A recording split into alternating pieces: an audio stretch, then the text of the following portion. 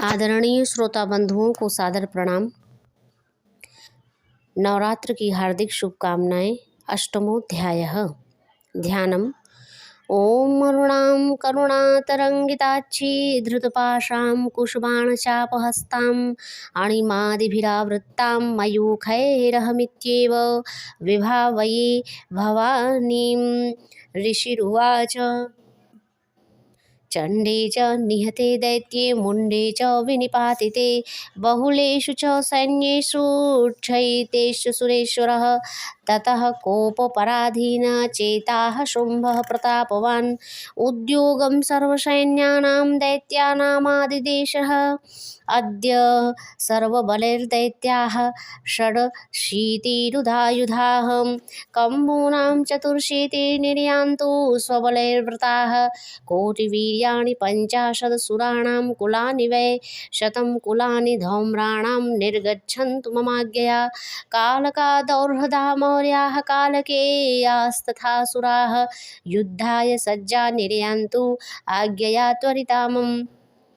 इत्याज्ञाप्यासुरपतिः शुम्भो भैरवशासनः निर्जगाम महासैन्यसहस्रैर्बहुभिर्वृतः। आयान्तं चण्डिका दृष्ट्वा तत्सैन्मतिभीषणां ज्यास्वनैः पूरयामास धरणीं गगनान्तरं।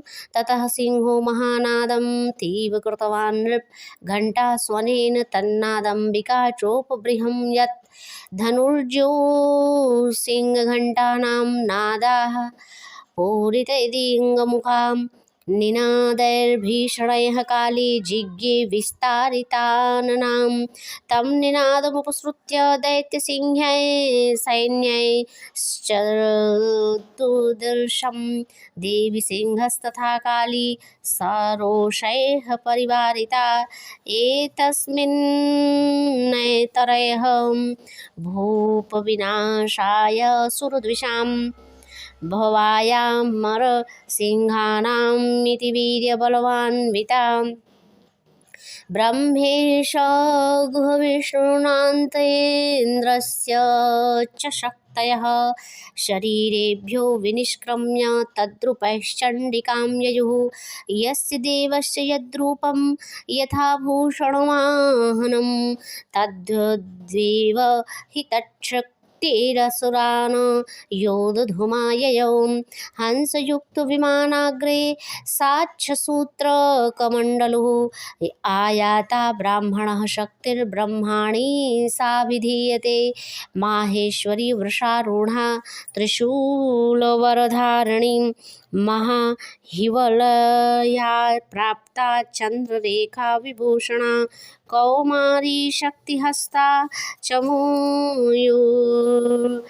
च मयूरवरवाहना योध्वमभ्याययौ दैत्यानाम्बिका गुहरूपणीं।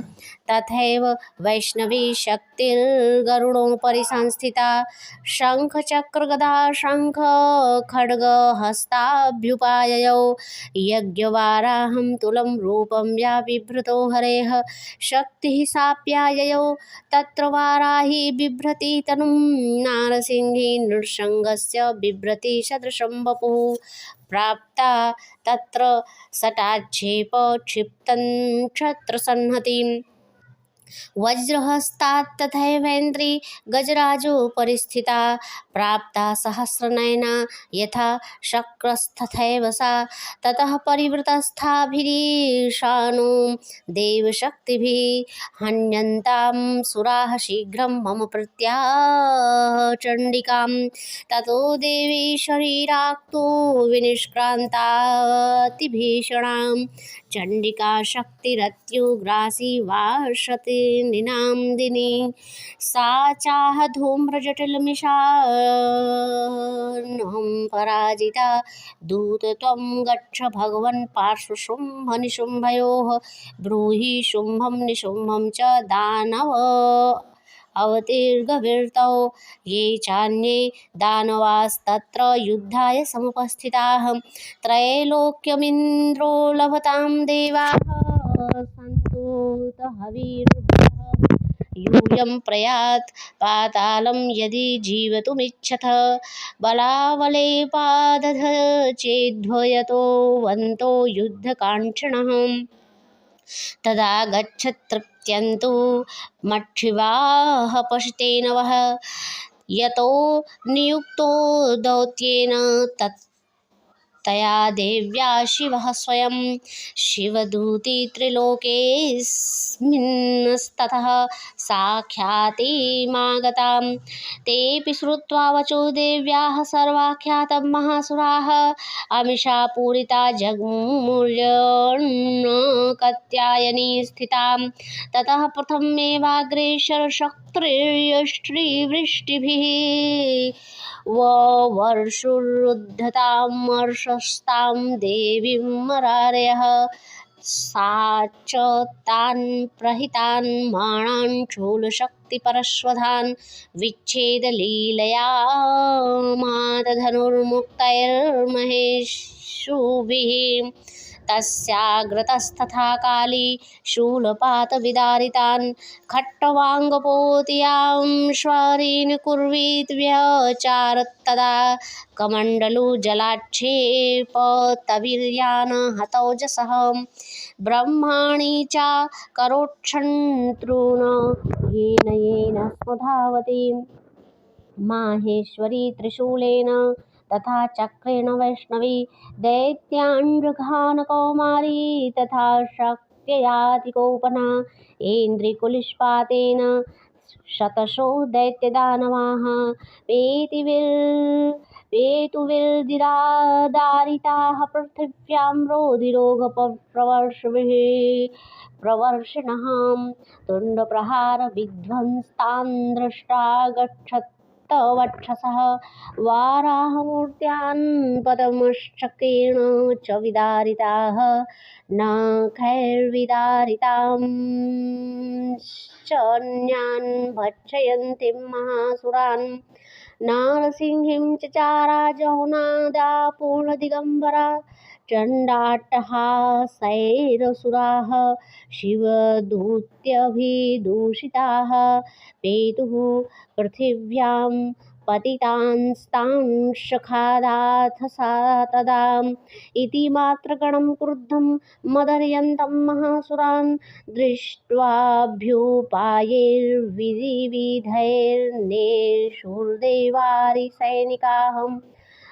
पलायन् परान् दृष्ट्वा दैत्यान् मात्रगणार्दितान् योदधुमभ्याययौ क्रुद्धो रक्तबीजो महासुरः रक्तबिन्दुर्यदा भूमौ पतस्यस्य शरीरतः समुत्पतति मेदिन्यां तत्प्रमाणस्तदासुरः युयुधे सा गदापाणिरिन्द्रशक्त्या महासुरः ततश्चैन्द्रे स्वव्रजेण रक्तबीजमताडयत्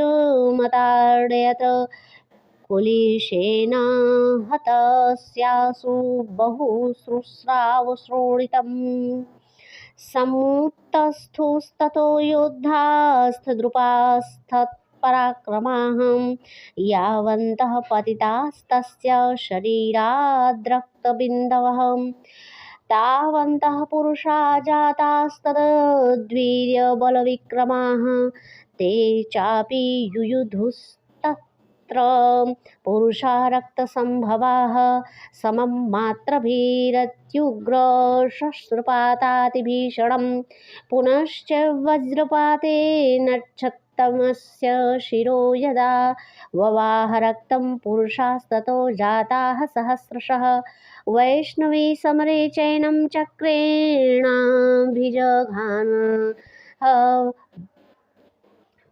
गदया ताडयामास ऐन्द्रितमसुरेश्वरं वैष्णवी चक्रभिन्नस्य रुधिरस्रावसम्भवैः सहस्रशो जगद्व्याप्तं तत्प्रमाणैर्महासुरः शक्त्या जघान कौमारी वैवाराही च तथासिनां माहेश्वरी त्रिशूलेन रक्तबीजं महासुरं स चापि गदया दैत्यः सर्वा एना एवा हनत्पृथक् मात्रः कोपसमावृष्टो रक्तबीजो महासुरः तस्याः तस्य बहुधा शक्तिशूलादिभिर्भुर्वि पपातयो वै रक्तोघस्तेनासच्छतसोऽसुराः तैश्चासुराः श्रीसम्भूतैर्सुरैः सकलं जगत् व्याप्तमासीत् ततो देवा भयं जग्मुरुत्तमं तान् विष्णानान् सुरान् दृष्ट्वा चण्डिका प्राह सत्वरा उवाच कालीं चामुण्डे विस्तीर्णवदनं कुरु मच्छस्रपातसम्भूतान् रक्तबिन्दून् महासुरान् रक्तबिन्दोः प्रतिक्षत्वं वक्त्रेणानेन वेगिनां भक्षयन्ति चरणे तदुत्पन्नान् महासुरान् एवमेष क्षयं दैत्यः क्षीणरक्तो गमिष्यति भक्षमाणास्त्वया चोग्रा न चोतत् पत्यस्यन्ति चापरे इत्युक्त्वा तां ततो देवी शूलेनाभिजघानतं मुखेन काली जगृहे रक्तबीजस्य शोणितं ततो सा वा जघानाथ गदया तत्र चण्डिकाम् न चास्या वेदनां चक्रे गदापातोऽल्पिकामपि तस्याः तस्य देहात्तु बहुशुस्रावशोणितं यस्ततस्तद्वक्रेत्रेण चामुण्डा सम्प्रतिक्षति मुखे समुद्गतासे यस्या रक्तपातान् महासुराः तांश्च चामुण्डा पपो तस्य च शोणितं देवी शूलेन वज्रेण बाणैरसीभिर्यष्टिभिः जघान रक्तबीजं च चामुण्डापीतशोणितं सपपात महीपृष्ठे शस्त्रसंगसमाहतः नीरक्तश्च महीपाल रक्तबीजो महासुरः ततस्ते हर्षमतो लमवापुस्त्रिदशा नृप तेषां मात्र घृणो जातो ननार्ता शृङ्गमदोद्दतः इति श्रीमार्कण्डे पुराणे सर्वाणिके मन्वन्तरे देवी महात्म्ये रक्तबीजवधो नामाष्टमोऽध्यायः। अर्थ देखिए। ऋषि कहते हैं, चंड और मुंड नामक दैत्यों के मारे जाने तथा बहुत सी सेना का संहार हो जाने पर दैत्यों के राजा प्रताप शुंभ के मन में, प्रताप महाप्रतापी राजा थे दैत्यों के, शुंभ के मन में बड़ा क्रोध हुआ और उसने दैत्यों की संपूर्ण सेना को युद्ध के लिए कूच करने की आज्ञा दी। वह बोला, उधायुध नाम के 86 दैत्य सेनापति अपने सेनाओं के साथ युद्ध के लिए प्रस्थान करें। कंबु नाम वाले दैत्यों के 84 सेना नायक अपनी वाहनी से घिरे हुए यात्रा करें। 50 कोटि वीर्य कुल के और 100 धौम्र कुल असुर के सेनापति मेरी आज्ञा से सेना सहित कूच करें। कालक दौहार्द मौर्य और कालकेय असुर भी युद्ध के लिए तैयार हो मेरी आज्ञा से तुरंत प्रस्थान करें। भयानक शासन करने वाला असुरराज शुंभ इस प्रकार आज्ञा दे सहस्रों बड़ी बड़ी सेनाओं के साथ युद्ध के लिए प्रस्थित हुआ। उनकी अत्यंत भयंकर सेना आती देख चंडिका ने अपने धनुष की टंकार से पृथ्वी और आकाश के बीच का भाग बुझा दिया। हे राजन, तदनंतर देवी के सिंह ने भी बड़ी जोर से दहाड़ना आरंभ किया। फिर अंबिका ने घंटे के शब्द से उस ध्वनि को और भी बढ़ा दिया। धनुष की टंकार, सिंह की दहाड़ और घंटे की ध्वनि से परिपूर्ण दिशाएं गूंज उठी। इस प्रकार भयंकर शब्द से काली ने अपने विकराल मुख को और भी बढ़ा लिया तथा इस प्रकार वे विजयिनी हुई। उस तुमुल नाद को सुनकर दैत्यों की सेना ने चारों ओर से आकर चंडिका देवी, सिंह तथा काली देवी को क्रोधपूर्वक घेर लिया। राजन, इसी बीच में असुरों के विनाश तथा देवताओं के अभ्युदय के लिए ब्रह्मा, शिव, कार्तिकेय, विष्णु तथा इंद्र आदि देवी की शक्तियाँ जो अत्यंत पराक्रम और बल से संपन्न थीं, उनके शरीर से निकलकर उन्हीं के रूप में चंडिका देवी के पास गईं। जिस देवता का जैसा रूप वैसी वेशभूषा और वैसा ही वाहन है, ठीक वैसे ही साधनों से संपन्न हो उसकी शक्ति असुरों से युद्ध करने के लिए आई। सबसे पहले हंस युक्त विमान पर बैठी हुई अश्वसूत्र और कमंडल से सुशोभित ब्रह्मा जी की शक्ति उपस्थित हुई, जिसे ब्राह्मणी कहते हैं। महादेवी जी की शक्ति वृषभ पर आरूढ़ हो हाथों में श्रेष्ठ त्रिशूल धारण किए, महानाग का कंकड़ पहने, मस्तक में चंद्र रेखा से विभूषित हो वहां आ पहुंची। कार्तिकेय जी की शक्ति रूपा जगदम्बिका का उन्हीं का रूप धारण किए श्रेष्ठ मयूर पर आरूढ़ हो हाथ में शक्ति लिए दैत्यों से युद्ध करने के लिए आईं। इसी प्रकार भगवान विष्णु की शक्ति गरुड़ पर विराजमान हो शंख, चक्र, गदा, शांग, धनुष तथा खड्ग हाथ में लिए वहां आई। अनुपम यज्ञवराह के रूप में धारण करने वाली श्रीहरि की जो शक्ति है वह भी वराह शरीर धारण करके वहां उपस्थित हुई। नारसिंह शक्ति भी नरसिंह समान शरीर धारण करके वहां आई। उसकी गर्दन के बालों के झटके से आकाश के तारे बिखर पड़ते थे। इसी प्रकार इंद्र की शक्ति वज्र हाथ में लिए गजराज ऐरावत पर बैठकर आई। उसके भी सहस्र नेत्र थे। इंद्र का जैसा रूप है वैसा ही उसका भी था। तदनंतर उन देवी शक्तियों से घिरे हुए महादेव जी ने चंडिका से कहा, मेरी प्रसन्नता के लिए तुम शीघ्र ही उन असुरों का संहार करो। तब देवी ने शरीर से अत्यंत भयानक और परम उग्र चंडिका शक्ति प्रकट हुई, जो सैकड़ों राक्षसों की भांति शब्द करने वाली थी। उस अपराजिता देवी ने धूमिला जटा वाले महादेव जी से कहा, भगवान आप शुंभ निशुंभ के साथ दूत बनकर जाइए और उन अत्यंत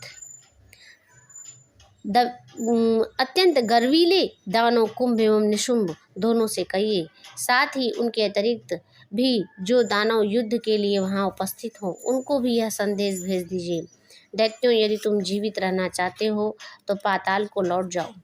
इंद्र को त्रिलोकी का बल के घमंड में आकर तुम युद्ध की अभिलाषा रखते हो तो आओ, मेरी शिवाएं योगिनियां तुम्हारे कच्चे मांस को तृप्त हैं। चूंकि उस देवी ने भगवान शिव को दूत के कार्य में नियुक्त किया था, इसलिए वह शिवदूती के नाम से संसार में विख्यात हुई।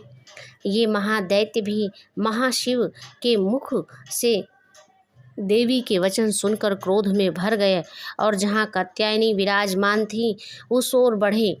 तदनंतर वे दैत्य अमर्ष में भरकर पहले ही देवा के ऊपर बाण शक्ति और वृष्टि आदि अनेकों अस्त्रों की वृष्टि करने लगे।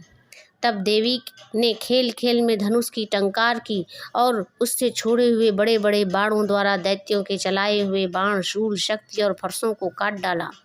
फिर काली उसके आगे होकर शत्रुओं को शूल के प्रहार से विदीर्ण करने लगी और खट बाण से उनको ध्वस्त की रंगभूमि में विचरने लगी, ध्वस्त करके रंगभूमि में विचरने लगी। ब्राह्मणी भी जिस जिस ओर दौड़ती उसी ओर अपने कमंडलों का जल छिड़क कर शत्रुओं के जोश और पराक्रम को नष्ट कर देती। माहेश्वरी ने त्रिशूल से तथा वैष्णवी ने चक्र से अत्यंत क्रोध में भरी हुई कौमारी कार्तिकेय की शक्ति ने शक्ति से दैत्यों का संहार आरंभ किया। इंद्र शक्ति के वज्र प्रहार से विदीर्ण हो सैकड़ों दैत्य दानव रक्त की धारा बहाते हुए पृथ्वी पर सो गए। वाराही शक्ति ने कितनों को अपनी मुख की मार से नष्ट कर दिया। दाढ़ों के अग्रभाग से कितने की छाती से भेद डाला। कितने ही दैत्य चक्र की चोट से विदीर्ण हो गए। नरसिंही भी दूसरे महादैत्यों को अपने नखों से विदीर्ण करके खाती और सिंहनाद से दिशाओं एवं आकाश को गुंजाती हुई युद्ध क्षेत्र में विचरने लगी। कितने ही असुर शिवदूती के प्रचंड अट्टहास से अत्यंत भयभीत हो पृथ्वी पर गिर पड़े, और गिरने पर उन्हें शिवदूती ने उस समय अपना ग्रास बना लिया। इस प्रकार क्रोध से भरे हुए मात्र गणों को नाना प्रकार के उपायों से बड़े बड़े असुरों का मर्दन करते देख दैत्य सैनिक भाग खड़े हुए। मात्र गणों से पीड़ित दैत्यों को युद्ध में भागते देख रक्तबीज नाम का महादैत्य क्रोध में भरकर युद्ध के लिए आया। उसके शरीर से जब रक्त की बूंद पृथ्वी पर गिरती, तब उसी के समान शक्तिशाली एक दूसरा महादैत्य पृथ्वी पर पैदा हो जाता। महासुर रक्तबीज हाथ में गदा लेकर इंद्राणी शक्ति के साथ युद्ध करने लगा। तब इंद्री ने अपने वज्र से रक्तबीज को मारा। वज्र के घायल होने पर उसके शरीर से रक्त चूने लगा, और उसी से उसके समान रूप और पराक्रम वाले योद्धा उत्पन्न होने लगे। उसके शरीर से रक्त की जितनी बूंदें गिरे, उतने ही पुरुष उत्पन्न हो, उतने ही राक्षस उत्पन्न हो। वे सब रक्तबीज के समान ही वीरवान, बलवान और पराक्रमी थे। वे रक्त के उत्पन्न होने वाले पुरुष भी अत्यंत भयंकर अस्त्र शस्त्रों का प्रहार करते हुए वहां मात्र गणों के साथ अत्यंत घोर युद्ध करने लगे। पुनः वज्र के प्रहार से जब उनका मस्तक घायल हुआ तो रक्त बहने लगा और हजारों पुरुष उत्पन्न हो गए। वैष्णवी ने युद्ध में रक्तबीज पर चक्र का प्रहार किया तथा इंद्री ने उस दैत्य सेनापति को गदा से चोट पहुंचाई। वैष्णवी के चक्र से घायल होने पर उसके शरीर से जो रक्त बहा और उससे जो उसी के बराबर आकार वाले सहस्रों महादैत्य प्रकट हुए, उनके द्वारा संपूर्ण जगत व्याप्त हो गया। कौमारी ने शक्ति से वाराही खड्ग से और माहेश्वरी त्रिशूल से महादैत्य रक्तबीज को घायल किया। क्रोध में भरे हुए उस महादैत्य रक्तबीज ने भी गदा से सभी मात्र शक्तियों पर पृथक पृथक प्रहार किया। शक्ति और शूल आदि से अनेक बार घायल होने पर भी जो उसके शरीर से रक्त की धारा पृथ्वी पर गिरी, उससे भी निश्चय ही सैकड़ों असुर उत्पन्न हुए। इस प्रकार उस महादैत्य के रक्त से प्रकट हुए असुरों द्वारा संपूर्ण जगत व्याप्त हो गया। इससे देवताओं में बड़ा भय हुआ। देवताओं को उदास देखकर चंडिका ने काली से कहा, शीघ्रता पूर्वक कहा, चामुंडे तुम अपना मुख और भी फैलाओ तथा मेरे शस्त्रों तथा मेरे शास्त्रपात से गिरने वाले रक्त बिंदुओं और उनसे उत्पन्न होने वाले महादैत्य की तुम अपने उस उतावले मुख से खा जाओ। इस प्रकार रक्त से उत्पन्न होने वाले महादैत्य का भक्षण करती हुई तुम रण में विचरती रहो। ऐसा करने से उस दैत्य का सारा रक्त क्षीण हो जाने पर वह स्वयं भी नष्ट हो जाएगा। उन भयंकर दैत्यों को जब तुम खा जाओगी तो दूसरे नए दैत्य उत्पन्न नहीं हो सकेंगे। यूं कहकर चंडिका देवी ने रक्तबीज को मारा और काली ने अपने मुख में उसका रक्त ले लिया। तब उसने वहां चंडिका पर गदा से प्रहार किया, किंतु उस गदापात ने देवी को तनिक भी वेदना नहीं पहुंचाई। रक्तबीज के घायल शरीर से बहुत सा रक्त गिरा, किंतु ज्यों ही वह गिरा त्यों ही चामुंडा ने उसे अपने मुख में ले लिया। रक्त गिरने से काली के मुख में जो महादैत्य उत्पन्न हुए, उन्हें भी वह चट कर गईं। उन्होंने रक्त बीज का रक्त भी पी लिया। तदनंतर देवी ने रक्त बीज को, जिसका भी रक्त चामुंडा ने पी लिया था, वज्र, बाण, खड्ग तथा वृष्टि आदि से मार डाला। राजन, इस प्रकार शस्त्रों के समुदाय से आहत एवं रक्तहीन हुआ महादैत्य रक्तबीज पृथ्वी पर गिर पड़ा। नरेश्वर, इससे देवताओं को अनुपम हर्ष की प्राप्ति हुई और मात्र गण उन असुरों के रक्तपान के मद से उद्धत सी होकर नृत्य करने लगी। श्री मार्कंडेय पुराणे सर्वाण के मनवंतरे देवी महात्मन्ये रक्तबीजवधो नामाष्टमोऽध्यायः। क्षमा प्रार्थना।